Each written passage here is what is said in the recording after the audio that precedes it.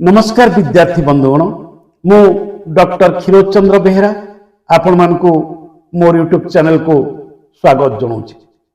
विद्यार्थी बंधुगण आपण मानक अनुरोध रे आज मु चर्चा करिया को जाउछि एक विशिष्ट ग्रंथ भागवत टुंगीरे संध्या।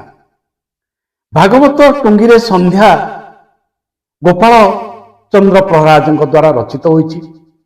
आपण माने समस्ते गोपाल चंद्र प्रहराज को जानती पूर्णचंद्र ओडिया भाषा कोशर प्रणेता भाव में ओडिया भाषार जड़े अति उज्जवल पुरुष होउछंती गोपाल चंद्र प्रहराज एवं तांको रचित भागवत टुंगीरे संध्या ओडिया साहित्यर उज्जवल मणि सदृश। कहीं उज्जवल मणि सदृश कहूँ मु आज से संपर्क में पुंखानुपुंख भाव में आलोचना करी। तेबे भागवत टुंगीरे संध्या संपर्क में आलोचना करने पूर्व सामान्य किछि परिचय मु गोपाल चंद्र प्रहराज संपर्क में प्रदान करी। आपण माने समस्ते तांको जानी छथि किंतु तथापि आउ किछि जानी नथिबा प्रसंग आपण मानक निकट में उपस्थापन करुछि। प्रथमे से 1874 मसीह जन्मग्रहण करुछंती एवं 1945 मसीह तांकर अवर्तमान घटुछि। से कलिकतारू बीए डिग्री हासिल करिछंती आईन रो उपाधि कलिकतारू एवं कटक रे उत्कल गौरव मधुसूदन दास अधीन से वकिलाती कार्य आरंभ करुछंती। तेणु भागवत टुंगीरे संध्या जिते आम आलोचना करवा देखिए सेठी अधिकांश समय वकिल मान कथा आसुची। तेणु जेहेतु से वकिलाती वृत्ति रे थिले तेणु भागवत टुंगीरे संध्यारे भागवत टुंगीर संध्यारे से संपर्क अनेक तथ्य प्रदान करछन्ति। क्षमा करिवे। तेबे केवल भागवत टुंगीरे संध्या नुहे तांकर अनुपम गद्य रचना ओडिया गद्य साहित्यर एक विशेष दिग सृष्टि करिछि। से संपर्क रे मध्य ए अध्याय रे आमे आलोचना करिबा। तांकर अन्य रचना गुडी होउछि भागवत टुंगीरे संध्या व्यतिरेक बाई महांती पांजी मिया साहेब को रजना मच्चा दुनियार हालचाल ननांक बस्तानी बाईनानी को बिजुड़ी एवं आपण माने जानती उत्कल कहानी तांकर अन्य एक संगृहित रचना। ये सब निमित्त से बेस चर्चित एवं ओडिया गद्य साहित्यर इतिहास रे से एक नूतन गद्य रीतिर प्रणेता मन रखंतु। तेणु भागवत टुंगीर संध्या भागवत टुंगीरे संध्या ग्रंथर विषय वस्तु जहाँ था किंतु तार रचना शैली मध्य एक गुरुत्वपूर्ण दिग को उन्मोचित करे। एक कथा आपण माने आदौ विस्मृत हेबे नाही। जेतेबेले भागवत टुंगीरे संध्या संपर्क में आलोचना करिवे सेतेबेले तार गद्य शैली संपर्क में अवश्य लिखिबे अवश्य विचार करिवे कारण ताहा होछि एक अनन्य गद्य शैली एवं सेही स्वतंत्र गद्य शैलीर एक धारा फकीर मोहन ठारू आज पर्यंत आपणकर बसंत कुमार शतपथी एवं भुवनेश्वर बेहेरा पर्यंत लंबी आसी। चंद्रशेखर रथ मध्य से शैली रचना कर। तेणु यही जो स्वतंत्र एक गद्य शैली जहाँ को आम रम्य रचना कहूचे से रम्य रचनार सिद्ध साधक होउचंती गोपाल चंद्र प्रहराज। तेबे ये जो भागवत टुंगीरे संध्या ग्रंथटी से एक विशिष्ट अमेरिका साहित्यर अमेरिकीय साहित्यर अनुकरण रे बा शैली रे रचना करिसंती। ताहा होची अमेरिकीय लेखक ओ एंडल होम को autocrat of breakfast table. Autocrat of breakfast table ଛାୟାରେ ରଚିତ ହୋଇଛି ବା ସେଇ ଶୈଳୀରେ ରଚିତ ହୋଇଛି। ତେଣୁ ଏଇ ଯୋଉ ଭାଗବତ ଟୁଙ୍ଗିରେ ବିଭିନ୍ନ ପ୍ରକାର ବ୍ୟକ୍ତିମାନେ ଆସୁଛନ୍ତି, ତାଙ୍କ ଭିତରେ ଯେଉଁ ସମସ୍ୟା ଆଲୋଚିତ ହେଉଛି, ସେ ଆଲୋଚନାଟି ମୂଳ ସୂତ୍ର ସେ ଆଣିଛନ୍ତି କୋଉଠୁ ନା ଅଟୋକ୍ରାଟ ଅଫ ବ୍ରେକଫାଷ୍ଟ ଟେବୁଲ। ତେଣୁ ଗୋପାଳ ଚନ୍ଦ୍ର ପ୍ରହରାଜ ସେ ସମୟରେ ସମଗ୍ର ବିଶ୍ୱ ସାହିତ୍ୟରେ କଣ କଣ ରଚିତ ହେଉଥିଲା ଏବଂ ସେଗୁଡ଼ିକର ଉପାଦେୟତା କଣ ଥିଲା, ସେ ସମ୍ପର୍କରେ ମଧ୍ୟ ସଚେତନ ଥିଲେ। ଏବେ ଆସନ୍ତୁ ଭାଗବତ ଟୁଙ୍ଗିର ସନ୍ଧ୍ୟା କଥା ଆଲୋଚନା କରିବା। ଭାଗବତ ଟୁଙ୍ଗିର ସନ୍ଧ୍ୟାରେ 10ଟି ସନ୍ଧ୍ୟାର କଥା ଲିଖିତ ହୋଇଛି, 10ଟି ସନ୍ଧ୍ୟା। ତେବେ ଆପଣମାନଙ୍କ ଅନୁରୋଧରେ ଆମେ ପ୍ରଥମ 4ଟି ସନ୍ଧ୍ୟାର କଥା ଆଲୋଚନା କରିବା। ପ୍ରଥମ ସନ୍ଧ୍ୟାଟି ହେଉଛି କଣ ନା ଏମିତି ଗୋଟିଏ ସାଧାରଣ ସନ୍ଧ୍ୟା, ଯେଉଁଥିରେ ଗାଁର ପଣ୍ଡିତ, ମାଷ୍ଟର, ମୁକ୍ତିଆର, ମହାଜନ ଏବଂ ମସ୍ତରାମ ନାମକ ଏକ ପାଗଳ ଚରିତ୍ର ଓ ନିଜେ ଲେଖକ ଉପସ୍ଥିତ ରହୁଛନ୍ତି ଭାଗବତ ଟୁଙ୍ଗିରେ ସନ୍ଧ୍ୟା ସମୟରେ। ଏବଂ ଏଇଠାରେ ଲେଖକ ନିଜର ପରିଚୟ ଦେବାକୁ ଯାଇ ନିଜର ପରିଚୟ ଦେଉଛନ୍ତି ଗୋପାଳ ଚନ୍ଦ୍ର ପ୍ରହରାଜ ନୁହେଁ, ଦୁର୍ମୁଖ ଶର୍ମା।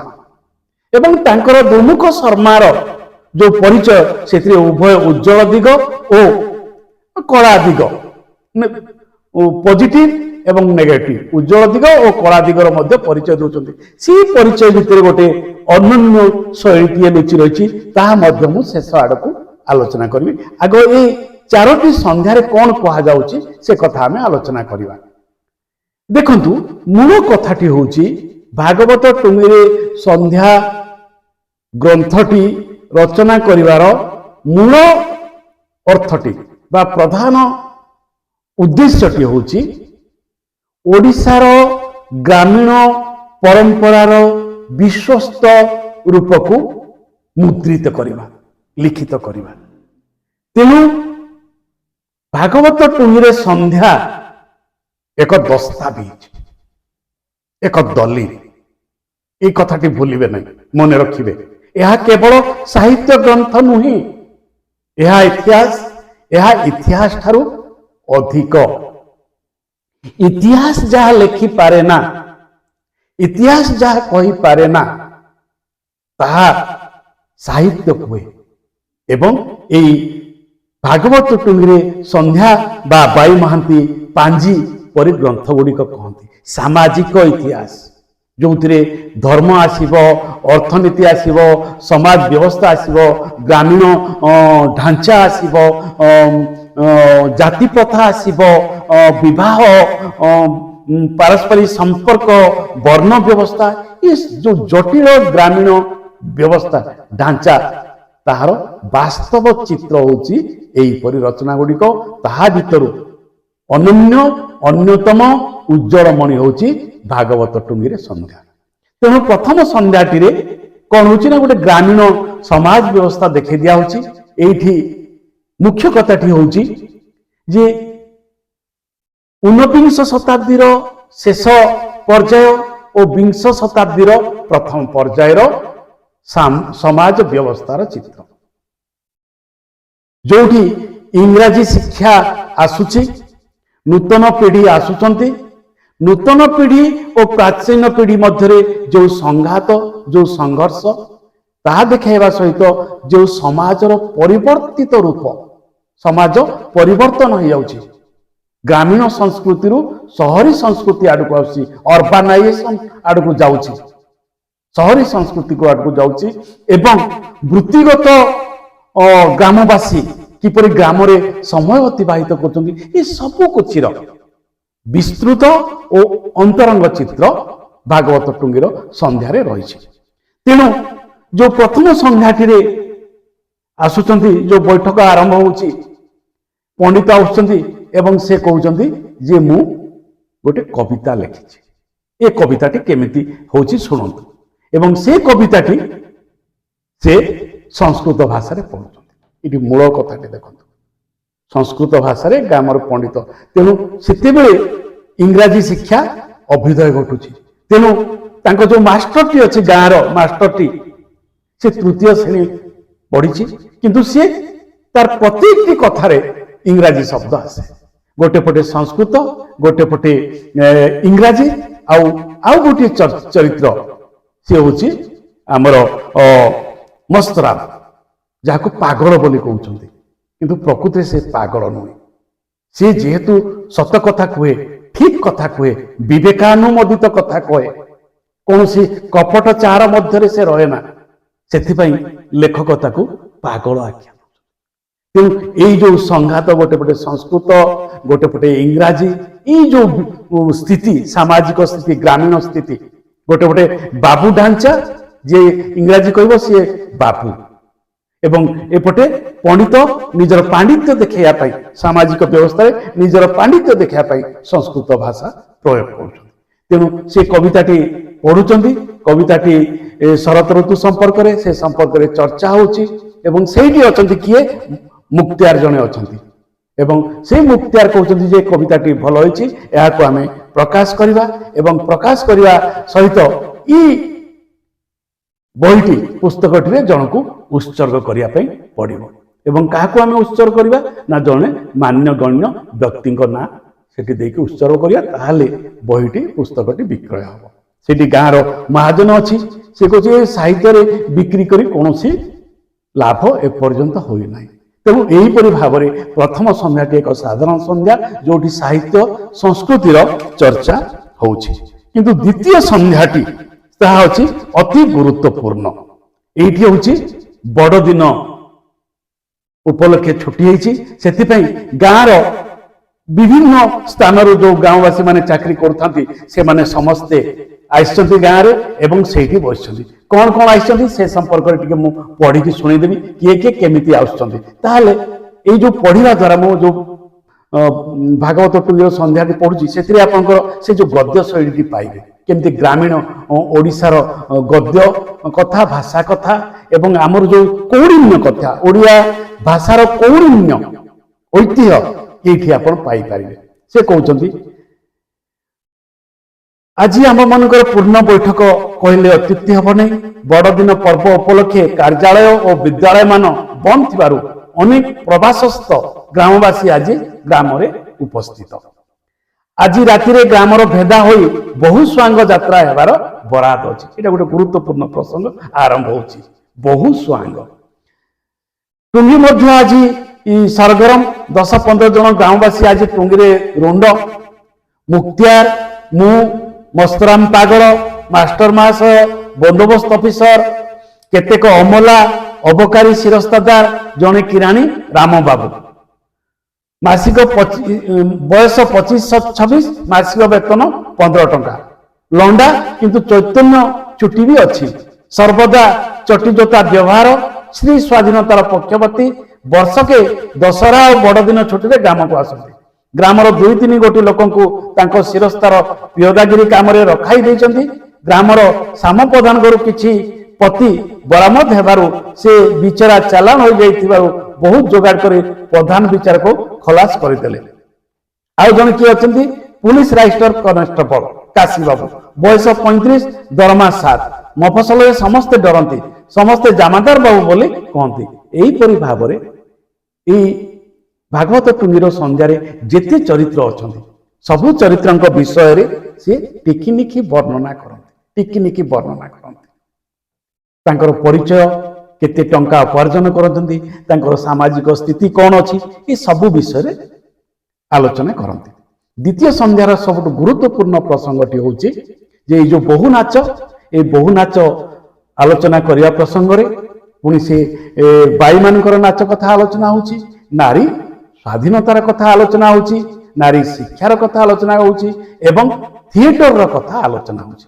जे ए बहु नाच आ बाई नाच नै आमे केते दिन चलिबा थिएटर आसिलानी एवं थिएटर सब गाँ रे हेबा होछि तेणु ए जो नाटक आधुनिक नाटकर जो विकास पर्व मध्य एथिरे अंकित होछि तेणु आधुनिक नाटक आसिबा पूर्व मंचस्थ हवा पूर्व ग्रामीण समस्तरे ग्रामीण समाज रे सेतेबेले किंती बहु नाच चलीथिला बाई नाच चलीथिला जमीदार माने ताहार किपरि प्रोत्साहन करुतुले महाजन माने किपरि प्रोत्साहन करुतुले एवं सेति प्रति किपरि आग्रह प्रकाश करुतुले एवं एई ନୂତନତା ପ୍ରତି, ନୂତନ ଶିକ୍ଷା, ନୂତନ ସଂସ୍କୃତି ପ୍ରତି ଅନାଗ୍ରହ ଥିଲା। ଏବଂ ଏ ଅନାଗ୍ରହ କାହିଁକି ଥିଲା ନା ଏହା ଦ୍ୱାରା ହୁଏତ ତାଙ୍କର କ୍ଷମତା ଲୁପ୍ତ ହୋଇଯିବ। ଏହିପରି ଗୋଟେ ଶଙ୍କା ବା ଆଶଙ୍କା ଭିତରେ ଗ୍ରାମୀଣ ସମାଜ ରହିଥିଲା। ଏ ହେଉଛି ଦ୍ୱିତୀୟ ସନ୍ଧ୍ୟା। ତୃତୀୟ ସନ୍ଧ୍ୟାଟି ହେଉଛି ଫାଲ୍ଗୁନ ମାସ ଦୋଳ ପୂର୍ଣ୍ଣିମାର 10-12 ଦିନ ପୂର୍ବର ଥିବା ସମୟର କଥାଟି କୁହାଯାଉଛି। ଏଇଠି ଆର୍ଥିକ ବ୍ୟବସ୍ଥା କଥା କୁହାଯାଉଛି। ଜମିଦାର କିପରି ତାଙ୍କର ନିଜର ଶିରସ୍ତାଦାରକୁ, ତାଙ୍କର ତହସିଲଦାରକୁ କେମିତି ଗୋଟେ ଚିଠା ଦଉଛନ୍ତି, ଏଇ ଜିନିଷ ଆଣିବ, ଏତେ ଲୋକ ଦବ। ଏବଂ ସେତେବେଳକର ଆର୍ଥିକ ବ୍ୟବସ୍ଥା କଥା କୁହାଯାଉଛି। ଆପଣମାନେ ଜାଣନ୍ତି ଯେ ଯେତେବେଳେ ଦୁର୍ଗା ପୂଜା ହୁଏ ଶରତ ଋତୁରେ, ସେତେବେଳକୁ ଚାଷବାସର ମଧ୍ୟାହ୍ନ ଅବସ୍ଥା, ଅମଳ ହେଇନଥାଏ, ସବୁକିଛି ପୁଞ୍ଜି ଶେଷ ହୋଇଯାଇଥାଏ ଚାଷୀମାନଙ୍କର। ତେଣୁ ସେ ହେଉଛି ସବୁଠାରୁ ସଙ୍କଟର ସମୟ। ସେହି ସମୟରେ ଦୁର୍ଗା ପୂଜା ଆସେ ଏବଂ ଦୁର୍ଗା ପୂଜାର ଚାନ୍ଦା ଓ ଭେଦା ଦେବା ପାଇଁ ଚାଷୀମାନଙ୍କୁ କେତେ କଷ୍ଟ କରିବା ପାଇଁ ପଡ଼େ ସେ କଥା ଏଠାରେ ଉଲ୍ଲେଖ କରିଛନ୍ତି। ଏବଂ ସେହି କଥା ଉଲ୍ଲେଖ କରିବା ଭିତରେ ସେ ମଧ୍ୟ ଆଉ ଗୋଟିଏ ବଡ଼ କଥାଟି କହୁଛନ୍ତି, ଇଂରାଜୀ ଯେଉଁ ଭାଷାର କଥାଟି କହୁଛନ୍ତି। ଦେଖନ୍ତୁ, ଅତି ଚମତ୍କାର। ତହସିଲଦାର ଆପଣା ଦୁଃଖ କାହାଣୀ ଆମ୍ଭମାନଙ୍କୁ କହୁଛନ୍ତି। ଏହି ସମୟରେ ମାଷ୍ଟର ମହାଶୟ ଆମ ଆଡ଼ୁ, ଗ୍ରାମ ଆଡ଼ୁ ଗୁଣୁ ଗୁଣୁ ହୋଇ ଆସିଲେ। କୁକ ଯୁଗ ଯୁଗ ପୋଇ ପୋଇ ଟାଉ। ମୁଁ କହିଲି, ମାଷ୍ଟର ମହାଶୟ, ଆପଣ ବର୍ତ୍ତମାନ ପେଲଗ୍ରିମ୍ସ ଲିରିକ୍ସ ବନ୍ଦ କରି ଆସିଲେ ପରା। ଏଇ ଯେଉଁ କହିବା ଭିତରେ ଗୋପାଳ ଚନ୍ଦ୍ର ପ୍ରହରାଜଙ୍କର ଇଂରାଜୀ ସାହିତ୍ୟ ଜ୍ଞାନ ମଧ୍ୟ ପ୍ରକାଶ ପାଉଛି। ମାଷ୍ଟର କହୁଛନ୍ତି, ଶୁଣନ୍ତୁ ମାଷ୍ଟର ମହାଶୟ, ହଁ ସେ ବୁକ୍ ଅନେକ ଦିନ ତଳେ ପଢ଼ିଥିଲି। ଆଜି ଇଭିନିଂ ପୂର୍ବରୁ କୋକିଳର ସଙ୍ଗ ଶୁଣି ମନେ ପଡ଼ିଗଲା। ଆହା, ସ୍ପ୍ରିଙ୍ଗ କି ସୁଖର ଟାଇମ୍। ଏ ବର୍ଷ ବିଦେଶରେ ସ୍ପ୍ରିଙ୍ଗ ଦୁଃଖରେ କଟିଗଲା। ଏ ସ୍ପ୍ରିଙ୍ଗ ବିଷୟରେ ମୁଁ ଇଂରାଜୀ ଓ ଓଡ଼ିଆ ମିଶାଇ ଗୋଟିଏ ସଙ୍ଗ ଲେଖିଛି। ଶୁଣନ୍ତୁ, ଏ ଗୀତର ଆଦ୍ୟପ୍ରାନ୍ତ ଯମକ ଅଛି। ଏ ଗୀତଟି ଯେପରି ନ୍ୟୁଜ ପେପରରେ ଛପା ହେବ।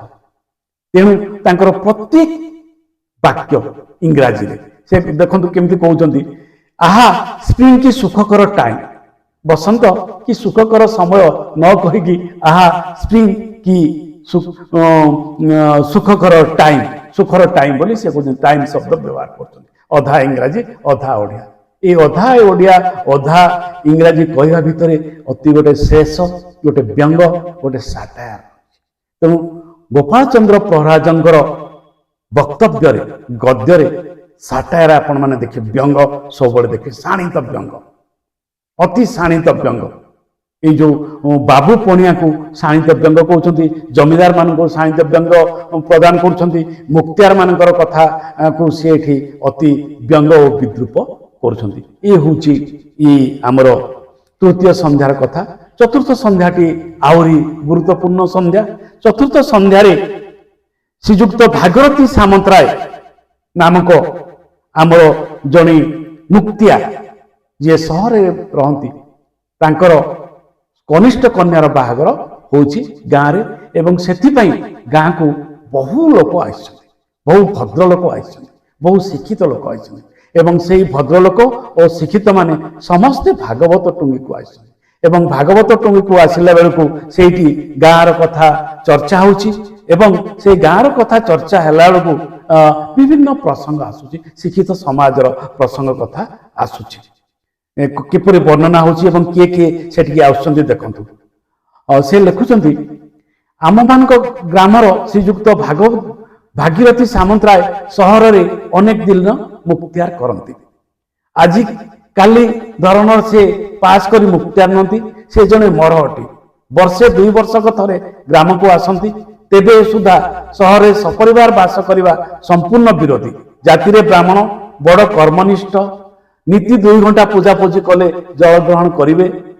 ନିତ୍ୟାନ୍ତ ପରୋପକାର ଦାୟରେ ପଡ଼ିଲେ ମିଥ୍ୟା କହିବାକୁ ବା ଯୋଗଡ଼ କରିବାକୁ କୁଣ୍ଠିତ ହୁଅନ୍ତି ନାହିଁ। ତାଙ୍କର ଚରିତ୍ର କଥା କହୁଛନ୍ତି। କନିଷ୍ଠ କନ୍ୟାର ବିବାହ ଉପଲକ୍ଷେ କେତେକ ଦିନ ହେଲା ଗ୍ରାମକୁ ଆସିଛନ୍ତି। ଆଜି ବିବାହ ଦିନ। ସହରର କେତେ ଗୁଡ଼ିଏ ଭଦ୍ରଲୋକ ଆଜି ଗ୍ରାମକୁ କୃତାର୍ଥ କରୁଅଛନ୍ତି। ଆମନ୍ତ୍ରିତ ବ୍ୟକ୍ତିମାନଙ୍କ ମଧ୍ୟରୁ ଓ କେତେକ ଯୁବକ, କୃତବିଦ୍ୟ ଓ ଆମ୍ଭମାନଙ୍କର ପୂର୍ବ ପରିଚିତ। ଆଜି ଆମ୍ଭମାନଙ୍କ ଅନୁରୋଧ ରକ୍ଷା କରିବାକୁ 5-7 ଜଣ ନବାଗତ ଯୁବକ ଟୁଙ୍ଗିରେ ଉପସ୍ଥିତ। ନବାଗତ ଯୁବକ ଇଂରାଜୀ ଶିକ୍ଷିତ ଯୁବକ କଥା କହୁଛନ୍ତି। ତେଣୁ ଅଧିକାଂଶ ସ୍ଥାନରେ ଇଂରାଜୀ ସଂସ୍କୃତି ସାମାଜିକ ପରିବର୍ତ୍ତନର କଥା କୁହାହଉଛି। ତେଣୁ ସେ କିଏ କିଏ ଆସିଛନ୍ତି ଦେଖନ୍ତୁ, ସେ ବର୍ଣ୍ଣନା କରୁଛନ୍ତି। ବାବୁ ଗୌରାଙ୍ଗ ଦାସ VLMS ସମ୍ପର୍କରେ ସାମନ୍ତରାୟଙ୍କ ଝିଆରୀର ପୁଅ, ବୟସ 25-26, 2 ବର୍ଷ ହେଲା ଡାକ୍ତରୀ ପାସ୍ କରି ସହରରେ ଗୋଟେ ଔଷଧାଳୟ ଖୋଲିଛନ୍ତି। ବିନା ଦର୍ଶନରେ ଅନେକ ଗରିବଙ୍କର ଉପକାର କରନ୍ତି। ତେଣୁ ଖାଲି ସେ ସମାଲୋଚନା କରୁନାହାନ୍ତି, ଯାହା ଭଲ ତାହା ମଧ୍ୟ ସେ କହୁଛନ୍ତି। ତେଣୁ ଏଇ ଯୋଉ ଗୌରାଙ୍ଗ ଦାସ ଡାକ୍ତର ବାବୁ, ସେ ସହରରେ ଡାକ୍ତରୀ କରୁଛନ୍ତି ଏବଂ ଔଷଧାଳୟ ଖୋଲିଛନ୍ତି ଏବଂ ବିନା ପାରିତୋଷିକରେ ଫିଜ୍ ନ ନେଇକି ସେ ରୋଗୀ ସେବା କରୁଛନ୍ତି। ବାବୁ ରାମହରି ମିଶ୍ର BA 4 ବର୍ଷ ହେଲା BA ପାସ୍ କରି ସହରର କଚେରୀରେ ଖଣ୍ଡେ ଚାକିରି ପାଇଛନ୍ତି। ବାବୁ କୃଷ୍ଣଚରଣ ମହାନ୍ତି ଏ ବର୍ଷ ଏଣ୍ଟ୍ରାନ୍ସ ପାସ୍ କରିଛନ୍ତି, କିନ୍ତୁ ବର୍ତ୍ତମାନ ସର୍ଭେ ସ୍କୁଲରେ ପଢୁଛନ୍ତି। ବେଶ ବୁଦ୍ଧିମାନ, ବୟସ 20। ବାବୁ ଶ୍ୟାମଚରଣ ପଟ୍ଟନାୟକ ମୁକ୍ତାରଙ୍କ ପ୍ରୀତିବନ୍ଧୁ, ପଣ୍ଡିତ ବିଭାଗର 3ୟ ବାର୍ଷିକ ପରୀକ୍ଷା ଉଚ୍ଚ ସ୍ଥାନ ଲାଭ କରି ମଫସଲର ଗୋଟିଏ ମାଇନର ବିଦ୍ୟାଳୟରେ ହେଡ୍ ପଣ୍ଡିତ କାର୍ଯ୍ୟ କରୁଛନ୍ତି। ବାବୁ ଶ୍ୟାମସୁନ୍ଦର ମିଶ୍ର ମୁକ୍ତାରଙ୍କର ଜ୍ୟେଷ୍ଠ ଜାମତା। ମୁକ୍ତିଆର ଏହାଙ୍କ ପିଛା ଅନେକ ଅର୍ଥ ବ୍ୟୟ କଲେ, କିନ୍ତୁ ଏ ଅନେକ ଚେଷ୍ଟା କରି ସୁଦ୍ଧା ଏଣ୍ଟ୍ରାନ୍ସ ଖଣ୍ଡକ ପାସ୍ କରି ସେ ପାରିଲେ ନାହିଁ। ବର୍ତ୍ତମାନ କ୍ଲିଟର କିରାନୀଗିରି କରନ୍ତି। ପାଠକ ମହୋଦୟ କ୍ଷମା କରିବେ, ପ୍ରତି ପ୍ରୋନ୍ନତି ଏହା ଶ୍ରେୟ ପୂଜ୍ୟ ପୂଜ୍ୟା ବ୍ୟତିକ୍ରମ।